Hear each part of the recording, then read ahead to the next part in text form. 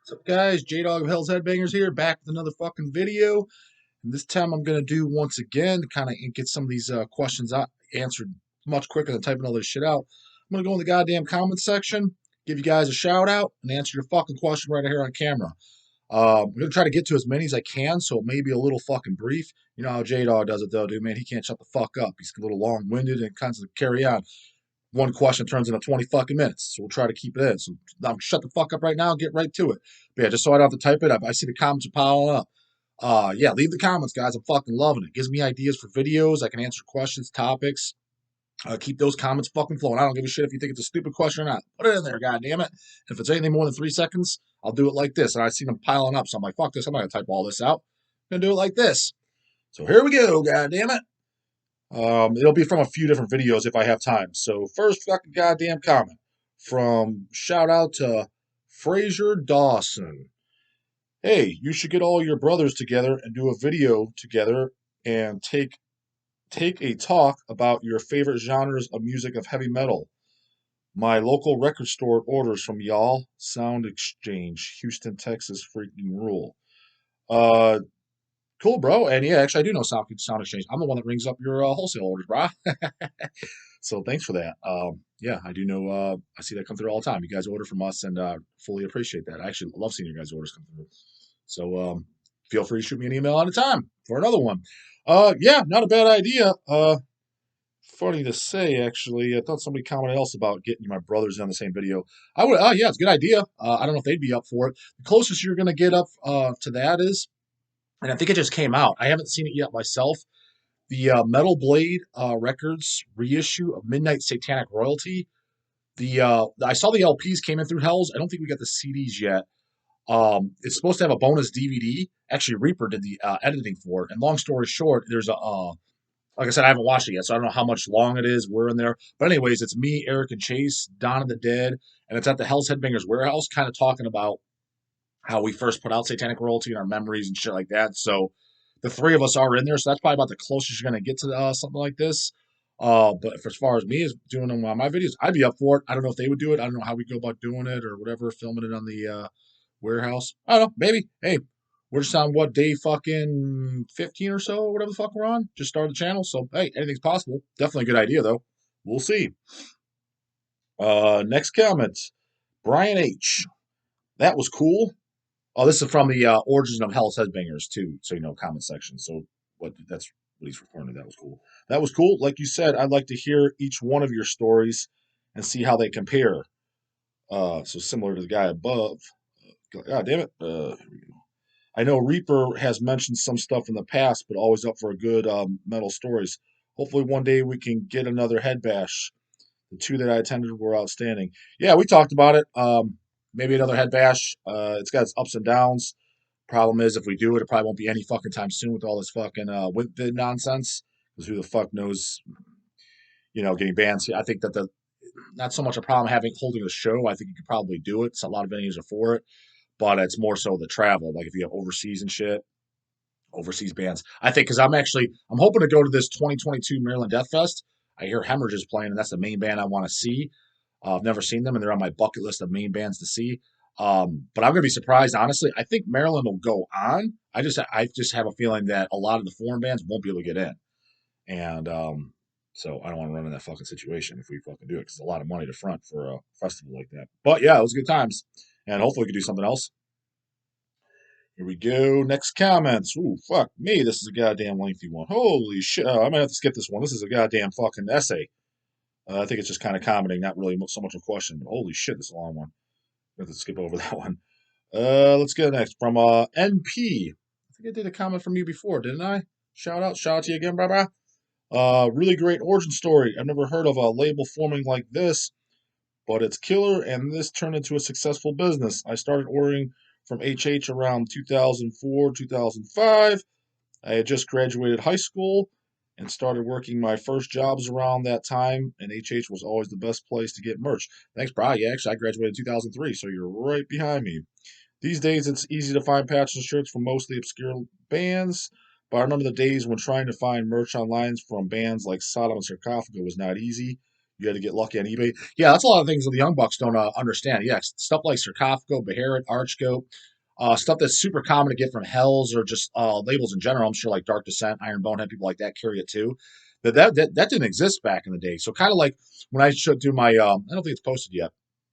But whenever I posted my first vinyl release and stuff like that that I picked up, when people think it's it wasn't sarcophagal, it wasn't Sodom or stuff, you got to remember, guys, in the early like late '90s, early 2000s, like getting like any of the stuff from the '80s and shit that was long out of print, the only way you were getting that was eBay. Nowadays, the metal scene and the young bucks getting into it, you're fucking pampered, you're spoiled because all this shit's getting reissued and you can get it. Back then, like I remember Carcass Symphonies of Sickness.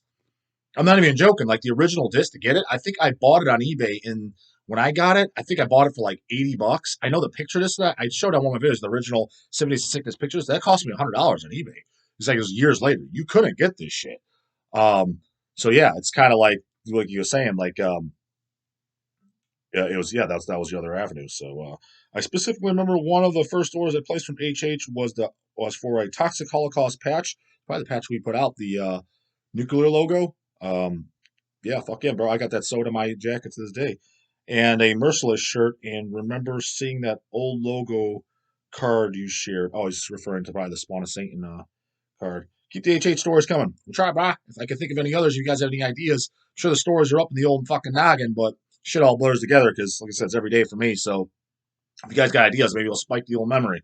I'll definitely talk about them. I enjoy talking about them, so we'll see. Uh, not really a comment, a question there. Here, another guy. Uh, okay, yeah, Henrik K. is kind of a question. Cool to see what can come out of a couple of brothers trying to get their hands on some music in a smoother way. Are all the brothers still involved? Yeah, it's still me, Eric, and Chase. We own the company, and then we have a few employees. Pretty much mostly just family and friends. One or two kind of like stranger type people that were hired that we didn't know.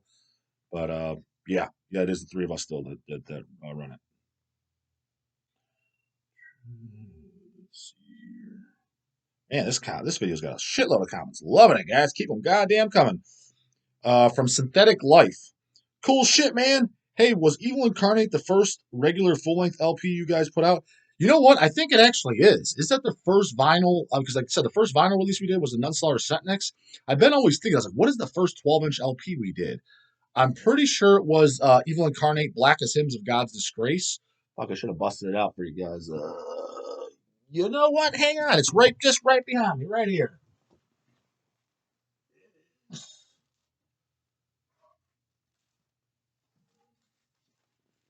Yeah, right here. Yeah, show a little goddamn story time. All right, I wasn't planning for this, but I think this was the very first. Well, yeah, it says Hell's LP 001. That sounds about right. Because I was always between. I knew there was this.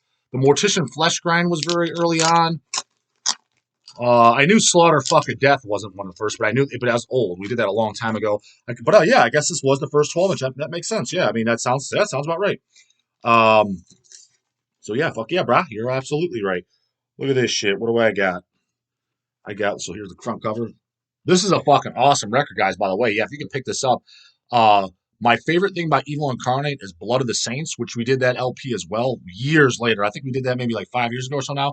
That's my favorite thing, which is basically just two demos on CD. For years, I just thought it was a full-length album, but it was just a CD that was put out that I had for years that I bought as a teenager, and I love that disc to this fucking day. Evil as fuck sounding. Highly recommend going to get that. But this is considered their first studio full length, which I do. This is really good too. It is a good record. But there's the front. There's the back. It's hand numbered out of 500 copies. Why the fuck I got Lamo 39? Who knows? Maybe Eric and Chase got the cool ones. Who knows? But it's got a printer sleeve. So yeah, you guys are looking at the very first 12-inch vinyl LP Hell's Headbangers ever put out. Spine. I don't think we even put the year on this because we were still in our infancy and didn't know what the fuck we're doing. Just says, the band album title, Hell's LP001. I don't see a year on here at all, but this is probably, I would say, trying to think how old I was. Probably around 03, 04, I would say this was. I'm guessing around 18, 19. And 2003, I would have been 18. And I think that's about when this came out. So if maybe I was 17, and that would have been 02. So probably at the absolute earliest, 2002, this came out. But I'm shooting more, I'm thinking this is more like 2003. I don't know if you can see all that. See the hell's LP001. And if I remember correctly, there was just 100 copies on red black splatter vinyl, which is what I own, and I think there was 400 black vinyls. I think I got that press. This is fucking 20 years ago. Because cut me some slack. I don't fucking remember. We did a lot of releases, but I'm pretty sure that's what it was. But I have the red splatters. You guys all know I'm a color vinyl fan, and I'm definitely a splatter fucking vinyl fan. And so yeah, that is what I have, and that is so yeah. Who was it? Henrik that asked that, or whoever? Yeah, I wasn't even planning on showing this because I said I gave the comments just a brief look because I saw there was a shitload of them. So just doing it as we do it over here, fucking raw dog as fuck, and just off the cuff. Wasn't planning on it, so I didn't even have this goddamn LP ready. But what you see behind me is my personal collection, my CDs, LPs, and my vinyls across the wall, like it goes like all wrapped around. So yeah, that's just the first 3 racks of vinyl there. It goes like kind of like an L. Then there's a CD rack here, and then the vinyl starts again and wraps around. And then my 7-inches are like all in a closet in those vinyl white handle 7-inch boxes. They kind of look like comic book boxes almost, but shaped for 7 inches. That's what my 7-inches are in. In case you happen to give a fuck, which you probably don't, but it gives you some ideas for the story of your shit if you don't know how. Next comment, goddammit. Let's get back to it. But hey, showed some fucking goddamn cool ass shit, right? So yeah, no, that was from Synthetic Life. There you go, Synthetic Life. Yeah, it sounds like you're around since day one, brah, and I definitely appreciate it. Life Eternal. Setnex is a pretty obscure reference for sure. An obscure one and a good one. I have the Subconscious Lobotomy album on CD. Me too, and it's great. I think it's a Russian bootleg. I think actually I might have that same version, bro. Whatever I've heard you say this story somewhat before on Hellcast 2 to hear the details. When did Reek come into the picture? Isn't he like 5 or so years younger than you? Good question, actually. Now, maybe I'll repeat some of the questions below. I noticed that's actually part of the reason I'm doing this video, because it seemed like a lot of people asked, were curious, confused, which I understand. I don't know if it was officially stated or whatever. It's no fucking secret ever. Yeah, Reaper is the youngest out of all of us. We've actually, so yeah, it's me, Eric, and Chase that own it. It's we actually have a pretty big family. There's 7 kids total. So our 2 brothers have nothing to do with metal. They're just normal dudes, just whatever, but not into metal whatsoever. And then second from the top is Eric and Chase, which I own a business with, and then it's me, and then Craig is the youngest brother, and then we have a sister as well. She's not affiliated with the metal scene as well. So Craig, basically, he's just shy of 2 years younger than me. So yeah, let's just say 2 years that he's younger than me, because he's born 86. I was born 85, but I'm the very beginning of 85, and he's the end of 86. So it's like a year and some change, but basically 2 years younger than me. So 2 years younger than me. So he's probably like just 3 to 4 years younger than Chase, and about 5 years younger than Eric. So that's where the age thing is. So I was already at the bottom, like I said. So when I started going to shows, I got to go so young because I was 13 going to shows, first show being Death, like I said. The reason I was able to go so easily because Eric and Chase already had their license, especially Eric. So I just tagged along. Craig at that point, so he was 11. So I think it was kind of pushing it with my parents already, me going. So that's kind of how, for the shows and things, starting getting to know people for the label side. And like I said, when we started the label too, you figure I was 15, 16. I already had a job. And I had some money saved up because I was working since I was 13 too. So you kind of had to have some money to put into it. Because like I said, we weren't planning on doing this as a business. We were kind of doing this as just a hobby. But I mean, if you had no money to put in, what was the point, right? So it was me, Eric, and Chase that were working. Reap probably just started working, so probably just had his own personal income. And honestly, Reaper, he was kind of doing his own thing when me and Eric just did this. He was doing Crucified Mortals. He started it back then. So, I mean, fuck. I mean, I think he was like 14 or 15 when he did the first demo. So he was busy working with that. And then as the time went by, when Hells was kind of growing and he was doing the CM thing, I don't know if you guys remember or no, he joined Nunslaughter very young. He joined at like 17.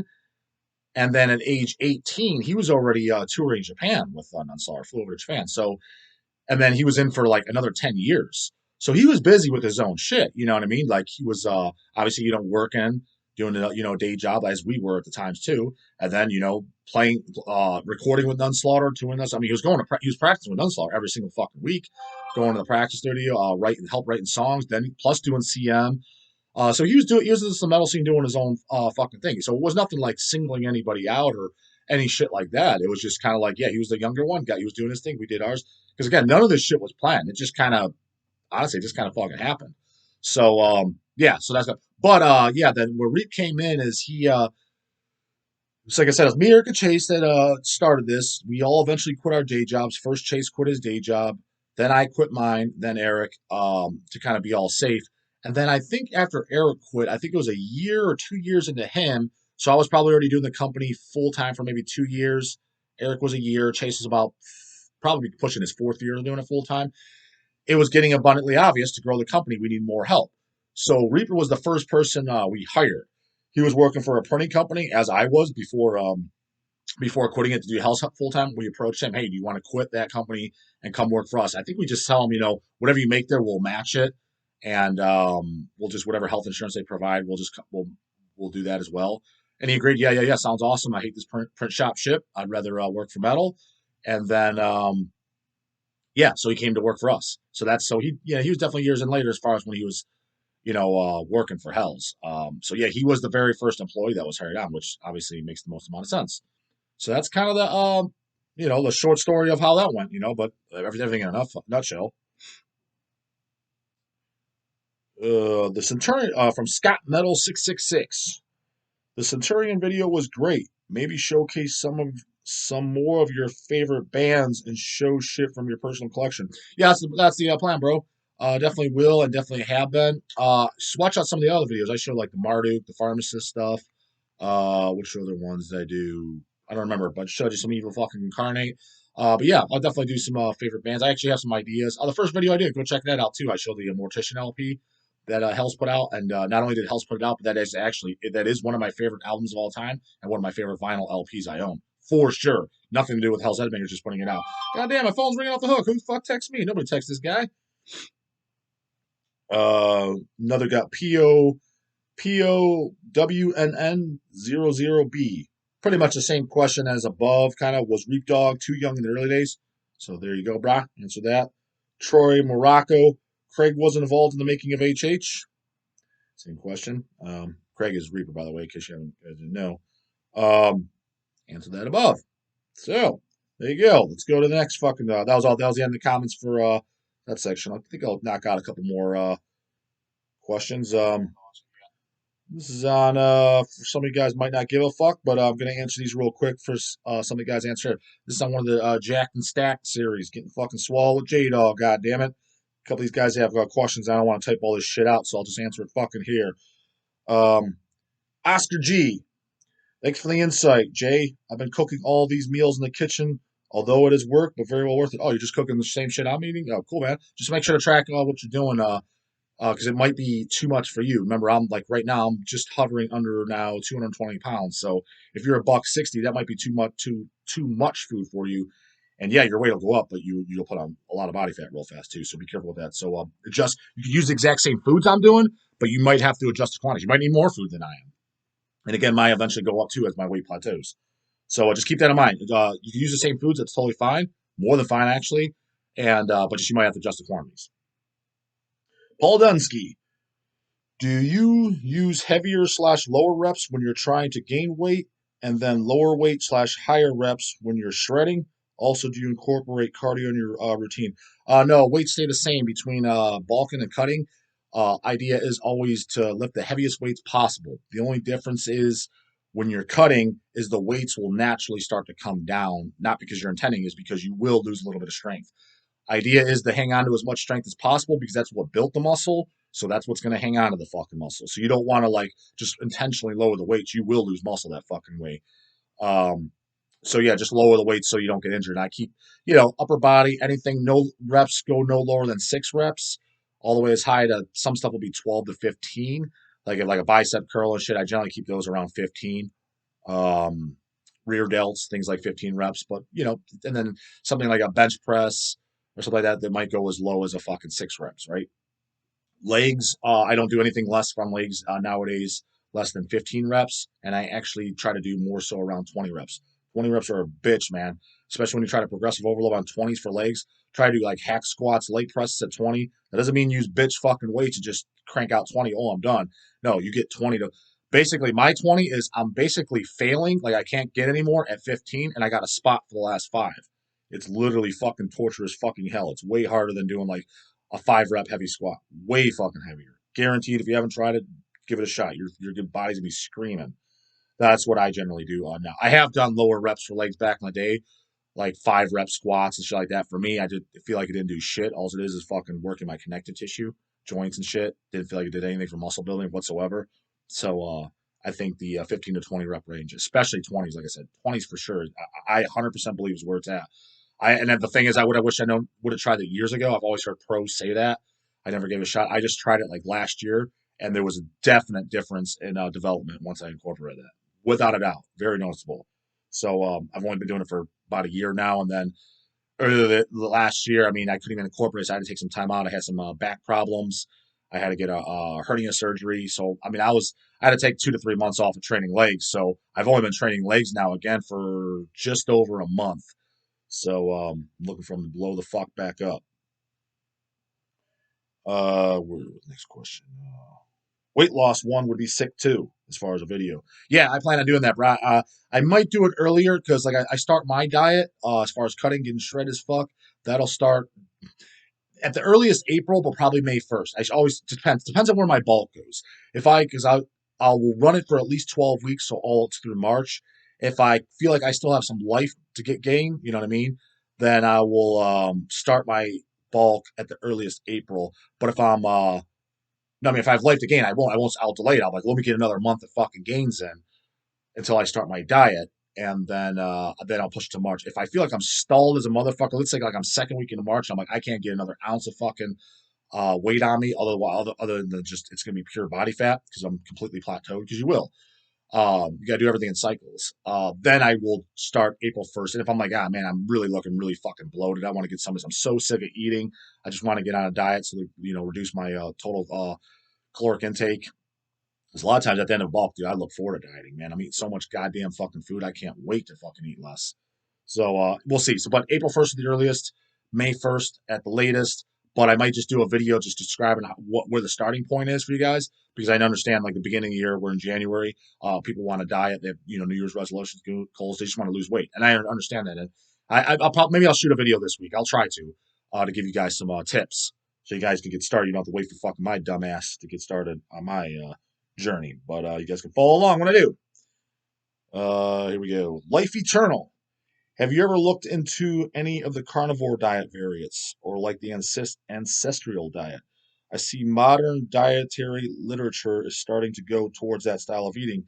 All the anti-carb, anti-sugar diets. I'm also a snob about milk. If I drink milk, I get raw, unfiltered, unpasteurized Amish milk. Yeah, I'm familiar with the carnivore diet. The guy who created it wasn't that MD fucking Paul Saladino. I'm pretty sure he's the creator of it. Yeah, I think he's a smart guy. It's definitely not going to work for if you want trying to be a bodybuilder. It's definitely not going to work for that. You're going to definitely need carbs. That's not even debatable. As a matter of fact, he did a podcast with on a guy named Fuad Abiyad. He has a podcast. He's a basically retired bodybuilder now. Been started a podcast a couple years ago. Very successful. And Paul Saladino, the carnivore diet guy, was on there, and he's got a lot of good points. A lot of things I agree with. It's funny because at the end, Fuad asked, "Okay, would this work for a bodybuilder?" He does admit though, like, yeah, if your goal was to put on maximal muscle and trying to be a bodybuilder, like you would need to incorporate foods. He's like, you can make the carnivore diet work, which I agree. But pretty much what he says, he's like, what he would do though is fill the voids for the energy sources you would need is mostly with which is some white rice. And I think he maybe said a couple pieces of fruit he would recommend in there too. And I don't totally disagree with that. I mean, I personally add oats and potatoes, but I think those are some of the foods that he thinks are bad for you. I know he definitely thinks a lot of vegetables are. So what does he talk about the lectins in them, the tomatoes and shit? I know there's Dr. Grundy out there that says the same things. I honestly, I don't buy into that bullshit for a second. Is it true? I guess it's possible. I've never met anyone in my entire life that said I'm fat, overweight, or I have health problems because I eat too many tomatoes or I eat too much spinach or just goddamn man, I lose weight if I just put them fucking bananas down. I've never heard of a single human being say that. And there's, if you actually look at like a lot of nutritional science and the medical literature, there's zero, absolutely zero evidence that these fucking foods are bad for you, that fiber's bad for you. I mean, I think Paul Saladino he's got one bias as hell study showing why fiber can be not good for you. But dude, there's heaps upon heaps upon heaps of fucking literature showing of all the health benefits that fiber is good for you. I actually take a fiber supplement too. Shout out again to my boy Dave Palumbo at Species Nutrition. It's called Fiberlize. As a matter of fact, because I take a lot of health supplements and supplements in general, if I was to only take one supplement, that's literally the supplement I would take. It makes an absolute enormous difference. And everyone I've ever told about it and takes it, they notice it too. It's enormous. Like you can notice, like when you go to the bathroom, it's night and day difference. And if you do a before and after blood test, it drastically improves your lipid profile too. So it's kind of not even debatable in my opinion. So I think, yeah, the carnivore diet's got good points. There's good takeaways from it. It's not complete trash. I think it's got its ups and downs. I think if you're just an average Joe and you don't work out at all or you work out very minimally, I think it's probably the diet I would mostly follow. I would just make a few other little additives in there too. I would add in a few pieces of fruit and a few different vegetables just to get those micronutrients and antioxidants and free radical scavengers and shit like that you aren't going to get from the meat foods. So I'd personally add in like maybe like a couple blueberries, maybe one whole orange, and maybe some kale, for example. And then just eat all, and if you're just eat all regular, just all from meat, the organs and shit that they recommend, the animal meat. I think if you're to do that, and let's just say you'd even work out at all, yeah, I think you would definitely be healthier than the average person who's eating a lot of mostly processed food and junk food and shit. You would definitely be healthier than that person for fucking sure. But as far as I always think that there, whenever you go into extremes with anything with this diet shit, first off, it's a lot of this is fad diet stuff, guys. You got to understand the reason they're doing this stuff, like vegans and vegans, they're just kind of like a cult in a sense, in my opinion. The keto diet and all these, they're fad diets, and what there is because they're trying to reinvent the wheel because they're trying to make money. Every single one of these motherfuckers, when you find them, they're bringing all this stuff.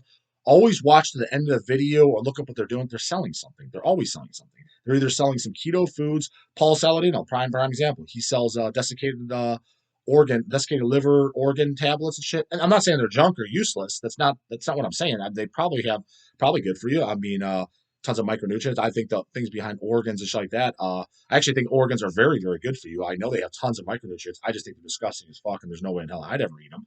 So, and he does say that, and that's why he offers a supplemental form. I think they're all fucking just chopped up or whatever, and they're put in capsules. So I'm not saying it's snake oil, but he does have a vested interest, a financial incentive to promote this diet. No one's ever just always promoting this and they're never selling anything or they're not selling an ebook or something. They're always some type of financial incentive. So the answer, honestly, if you really just want to like solve all your problems, whether it be health or fitness related diets, the answer is always in the middle. It's never vegan. It's never keto. It's never carnivore. It's never the Atkins diet. Funny thing about Atkins diet too. It's funny. It was a Dr. Atkins that created that diet, which is basically keto, and it's supposed to be so much healthier. Didn't he die of heart disease in his 70s? Don't quote me on that, but I'm pretty sure that's the case. It's something along those lines. I could be wrong on that, but I mean, so he didn't make it to 100 years old or anything. So how healthy really was it? And I'm not saying it's a diet. I'm not saying there's other things that can kill you. I'm just saying, just for food for thought. But the answer is always in the middle. Just follow a balanced fucking diet. You'll be fucking fine. Eat a lean source of protein. Eat your fruits and vegetables. If your body agrees with some dairy, dairy definitely has a ton of health benefits. I'm not a big dairy guy. I don't eat a lot of dairy myself. I don't like a lot of the lactose sugars and shit. I don't give a shit if it's unpasteurized, if it's raw or whatever. I don't want a bunch of sugars and shit in my diet from it. I just don't think they're optimal. I'd rather get like some sugars from like carbs from like rice or oatmeal or fruit. I just think they're better. So it's not that, but so I just included a little bit of dairy, and I because I like the some of the micronutrients and the calcium and probiotics and stuff like that are in some that you can't get from other foods. What I'm saying is a balanced fucking diet. Just get from all the whole food groups that you see. Get a little bit of grains, get a little bit of beans, fruits, vegetables, meats, eggs, fish. Like I said, a little bit of dairy, whatever. Just and if you unless you're lactose intolerant, cut it all out. You'll be fine either way. If you incorporate all those, a little bit of each, and keep processed food and junk foods to an absolute minimum, you're going to be way better off than the average person. You don't need all this fad bullshit. Just remember, like when we looked at the food pyramid, when you were in school and they showed you this and you saw the little fucking, saw the little animals and the piece of cheese and the breads and all this stuff. Just incorporate stuff from there and just don't eat a bunch of fucking processed junk and you'll be fucking fine. You don't need all this. This is not reinventing the fucking wheel. If you have an intolerance or something giving you bloat, and you know that your body has an allergen to it, then you cut it out. You just don't eat that food. It doesn't mean that it's bad for the human race. It just means that it doesn't agree with your body. So just don't fucking eat it. No one's holding a gun to your head. So that's kind of my opinion on it. But yeah, I definitely, I think some of the vegans, I think they got good points too on some stuff. I think a lot of plant-based foods are really good for you. I just think within that diet, you're going to be very micronutrient deficient. You're going to have to take a shitload of supplements. The protein sources aren't ideal. They're never going to compare to like beef, eggs, things like that. They're just not. As far as muscle building is concerned. Can you do it and survive and be healthy? Yeah. Um, but like I said, I think that the best answer is always somewhere in the fucking middle. So cut it off there. Answer that question. I hope I answered those all as thoroughly as possible, but as briefly as possible. We've got 30 fucking minutes here, so I think that's long enough. And keep those goddamn comments coming, guys. And I will answer. Maybe do another fucking video like this. It's easier for me too, just to answer these fucking comments. But yeah, keep them coming. So that way I got more fucking videos I can make for you guys. Keeping one up for you each goddamn day. So leave those comments and I'll answer them just like this, or I'll type them out there for you guys if it's brief enough. And I'll see you guys in the next one. Later.